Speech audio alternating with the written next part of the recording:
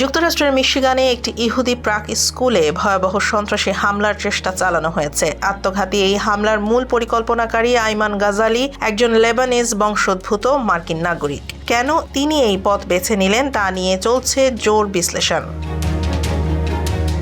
ঘটনার সূত্রপাত বৃহস্পতিবার ওয়েস্ট ব্লুমফিল্ডের টেম্পল ইসরায়েলি স্কুলে। গ্যাস সিলিন্ডার ও বিস্ফোরক ভর্তি গাড়ি নিয়ে তিনি স্কুলের ভেতরে প্রবেশের চেষ্টা করেন। নিরাপত্তারক্ষীদের প্রতিরোধের মুখে তিনি নিজেই গুলিবিদ্ধ হয়ে নিহত হন। ভাগ্যক্রমে কোনো শিশু বা কর্মী হতাহত হয়নি।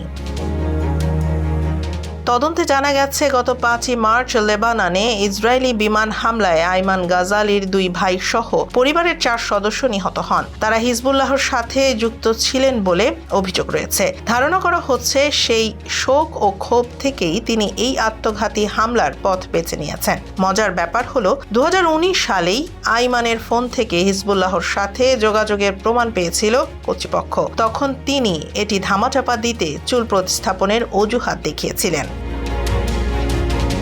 একজন সাধারণ নাগরিক থেকে সন্ত্রাসী হয়ে ওঠার এই ঘটনা পুরো মিশিগান কমিউনিটিতে আতঙ্ক ছড়িয়েছে। স্থানীয়রা বলছেন, হয়তো দীর্ঘদিনের মানসিক অস্থিরতাই তাকে এই পথে টেনে এনেছে। ঘটনার তদন্ত চলছে।